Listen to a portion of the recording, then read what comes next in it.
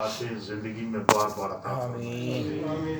یہ جو اجتماعی مجالس ذکر و دعا ہوتی ہیں، یہ ان کی بخشش یقینی ہوتی ہے، اور نبی علیہ الصلوۃ والسلام نے ایسی مبارک مجالس کے اندر بخشش اور مغفرت اور دعا کی گارنٹی دی ہے۔ اس کے آگے ایک حدیث آئے گی، میں پیش کروں گا۔ پہلے میں قرآن کریم کی جو آیت آپ کی خدمت میں پیش کی ہے، یہ سورہ کا نام ہے سورہ النور۔ سورۃ النور کی آیت نمبر 31۔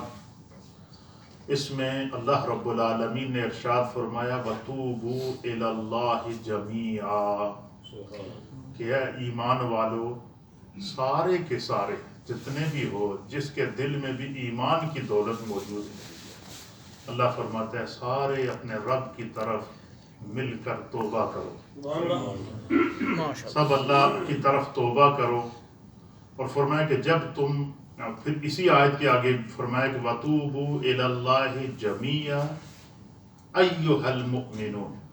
اللہ، یعنی اس آیت کے اندر یہ جو آیت توبہ ہے، اس میں خاص طور پر اللہ تعالیٰ نے ایک تو توبہ کی فضیلت کو بیان کیا، اور دوسرا اللہ تعالیٰ نے اس آیت میں اہل ایمان کو مینشن کیا ہے۔ کیا فرمایا وَتُوبُوا إِلَى اللَّهِ جَمِيعًا، اے مسلمانوں اجتماعی طور پر اللہ کی بارگاہ میں توبہ کرو۔ ایھا المؤمنون، اے مومنو، کیوں؟ جب تم اجتماعی طور پر رب کی طرف اپنے گناہوں کا اقرار کر کے توبہ کرو گے، استغفار کرو گے، تو کیا ہوگا؟ اللہ فرماتا ہے لعلکم تفلحون، تاکہ تم فلاح پا جاؤ، کامیابی پا جاؤ۔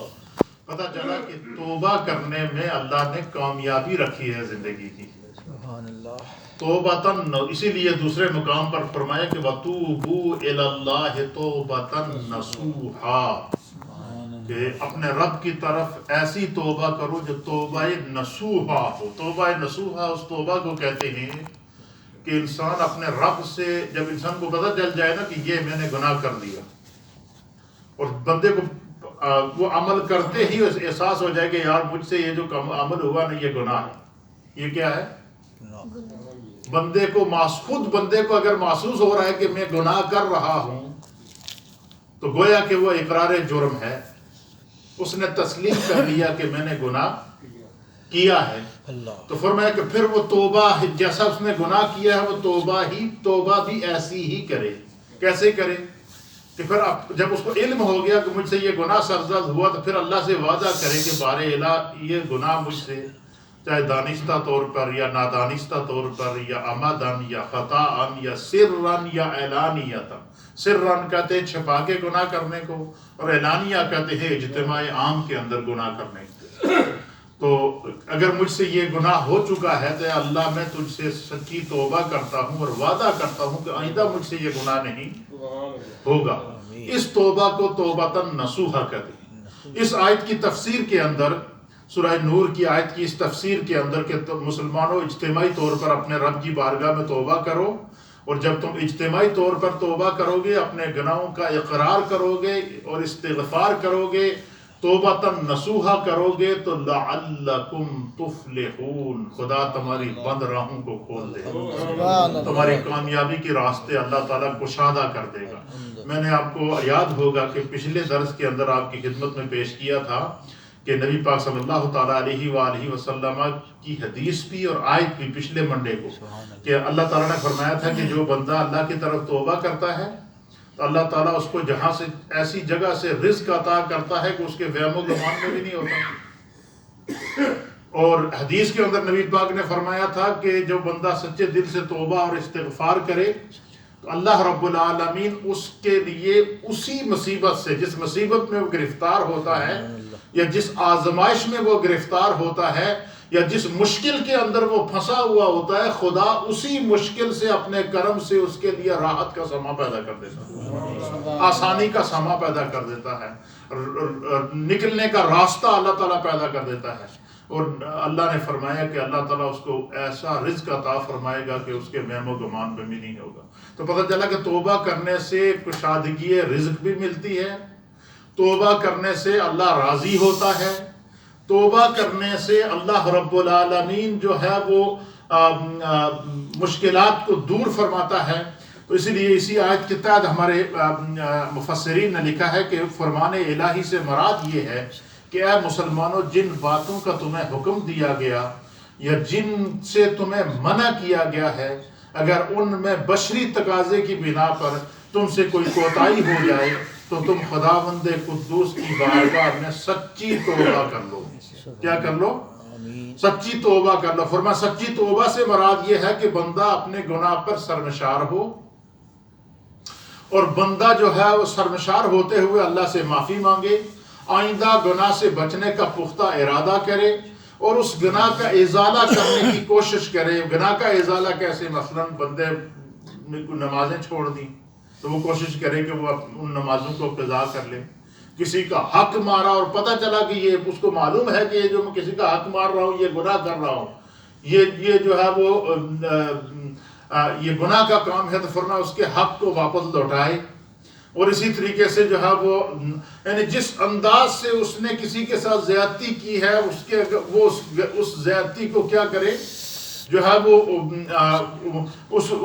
اس کا ازالہ کرنے کی کوشش کرے. مثلا بعض لوگ ہوتے ہیں جن لوگوں کو چوری کی عادت پڑی ہوتی ہے.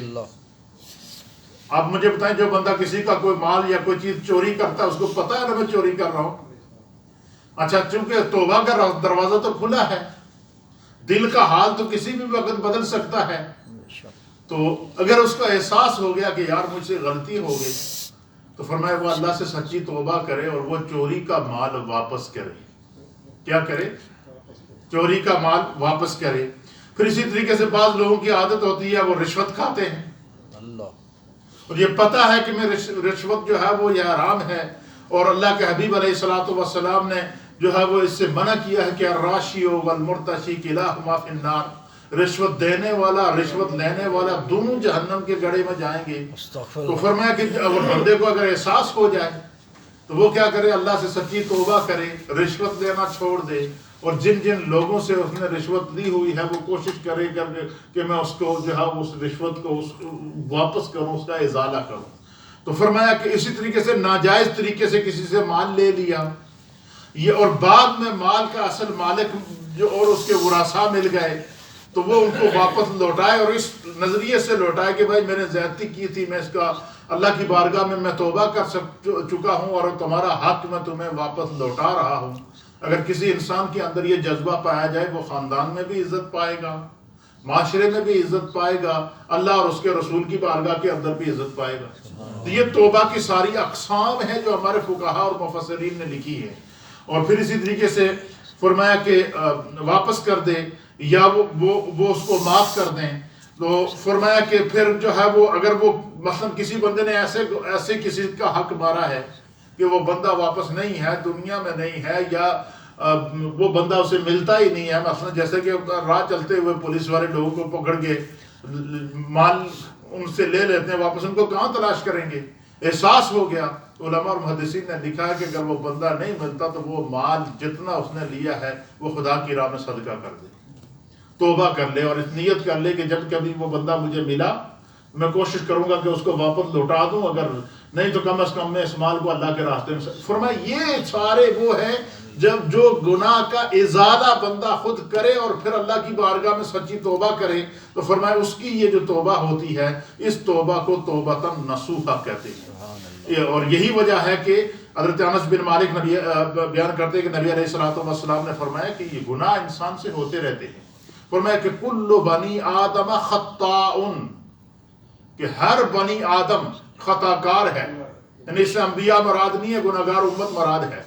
انبیاء ہیں گناہوں سے پاک معصوم عن الخطا ہے. انبیاء کی طرف گناہ کی نسبت کرنا یہ کفر ہے.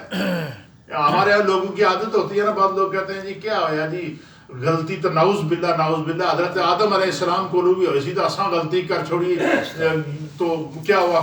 فرمایا کہ نبی کی طرف گناہ کی نسبت کرنا یہ غلط ہے، یہ کفر کی طرف بندے کو لے جاتا ہے کہ نبی گناہوں سے پاک ہوتے ہیں. یہی وجہ ہے کہ اللہ تعالیٰ نے قرآن کریم میں حضرت آدم علیہ السلام کی وہ جو بھول ہوئی تھی ان سے، جو آپ نے گندم کا دانہ کھایا اور اللہ تعالیٰ نے آپ کو جنت سے واپس زمین کے اوپر اتارا، تو اللہ تعالیٰ نے قرآن میں فرمایا فَنَسِیَ، پس آدم علیہ السلام سے بھول ہوئی. وَلَمْ نَجِدْ لَهُ عَزْمًا، وہ بھول بھی انہوں نے بے خیالی میں کی ہے، ارادے سے نہیں کی ہے، جان بوجھ کر نہیں کی ہے۔ تو آپ دیکھیں کہ بے خیالی کے اندر کیا ہوا کام وہ اللہ تعالیٰ نے اس کے اندر رخصت رکھی ہے۔ مثلا آپ کو کوئی چیز یاد نہیں، آپ نے روزہ رکھا ہوا تو آپ کو یاد ہی نہیں میں نے روزہ رکھا ہوا اور آپ نے پیٹ بھر کے کھانا کھا لیا، کھانا کھا کر بالکل پیٹ بھر کے واک شاک کرنے کے بعد پتہ چلا جی میں نے تو آج روزہ سی، اب حکم یہ ہے کہ آپ کا روزہ قائم ہے۔ کیوں کہ آپ نے ارادے سے روزہ نہیں توڑا، اور وہی روزہ اگر بندہ ارادے سے توڑے تو فرمایا جان بوجھ کر اس نے اللہ کے فرض کو توڑا ہے، تو اس کا حکم کیا ہے؟ فرمایا کہ وہ مسلسل 2 مہینے کے روزے رکھے گا، یا 60 مساکین کو مسلسل جو ہے وہ کھانا کھلائے گا، اور 2 مہینے کے مسلسل روزے کو رکھ سکتا ہے۔ کیوں؟ فرمایا یہ اس کی سزا ہے کیونکہ اس نے اللہ کے حکم کے اندر مداخلت کی ہے۔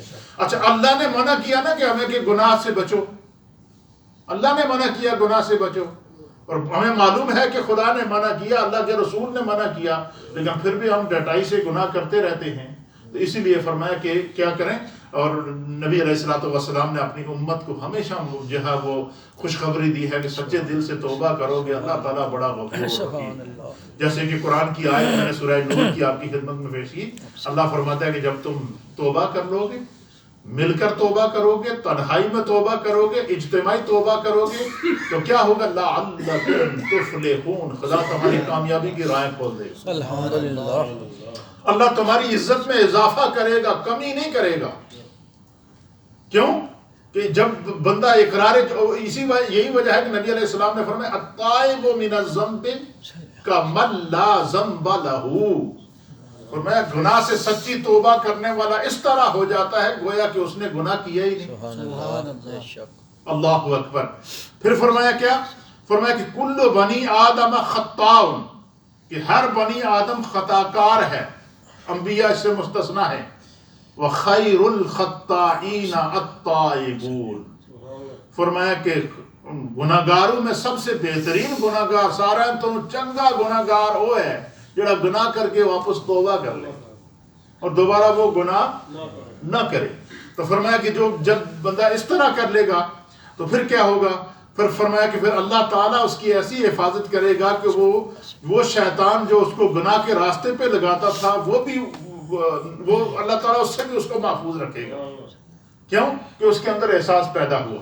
آخری حدیث، یہ حدیث ہے المستدرک کی علی الصحیحین، بالکل حدیث صحیح ہے، اور اس کا حدیث نمبر ہے 7668۔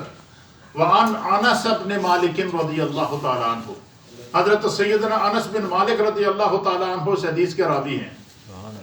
آپ بیان کرتے ہیں کہ سیدنا رسول اللہ صلی اللہ تعالیٰ علیہ وآلہ وسلم نے ارشاد فرمایا من ذکر اللہ ففادت عیناہ من خشیت اللہ۔ اللہ، سب کہیں سبحان اللہ۔ فرمایا کہ نبی علیہ السلام نے فرمایا کہ من ذکر اللہ، جس شخص نے خدا کا ذکر کیا، کیا کیا؟ جس شخص نے خدا کا ذکر کیا، اللہ کو یاد کیا، اور اس ذکر کے دوران وہ اپنے گناہوں کو یاد کر کے اپنی آنکھوں سے اس نے آنسو بہایا، کیا کیا؟ فرمان ذکر اللہ، من ذکر اللہ ففادت عیناہ، عیناہ کہتے ہیں دونوں آنکھوں کو عربی کے اندر، عینن عربی میں آنکھ کو کہتے ہیں، کس کو کہتے ہیں؟ آنکھ کو۔ عیناہ، نبی علیہ السلام نے فرمایا کہ جس شخص نے خدا کو یاد کیا، اللہ کا ذکر کیا، اور اللہ کو یاد کرنا، خدا کی بارگاہ میں توبہ کرنا بھی اللہ کو یاد کرنا ہے، اللہ کی بارگاہ میں توبہ کرنا یہ بھی خدا کا ذکر ہے۔ بندہ کہ استغفر اللہ ربی من کل ذنب، میں اپنے ہر گناہ کی اللہ سے معافی مانگتا ہوں، تو یہ بھی خدا کا ذکر ہے۔ فرمایا کہ جس نے اللہ کو یاد کیا، خدا کا ذکر کیا، دل سے ذکر کیا، روح سے ذکر کیا، ففادت عیناہ، اور اس خوف اپنے گناہوں کو یاد کر کے اس کی آنکھ سے آنسو ٹپک گیا۔ کیا ہو گیا؟ اس کی آنکھ، خوف خدا سے اس کی آنکھ سے آنسو نکل گیا۔ ففادت عیناہ من خشیت اللہ، اللہ تعالیٰ کے خوف سے اس کی آنکھ سے اپنے گناہوں کو یاد کر کے آنسو بہہ گیا۔ کیا ہوا؟ نبی علیہ السلام حتی یصیب الارض من دموعہ، اللہ اکبر، سبحان اللہ و بحمدہ، لم يعذبہ اللہ تعالی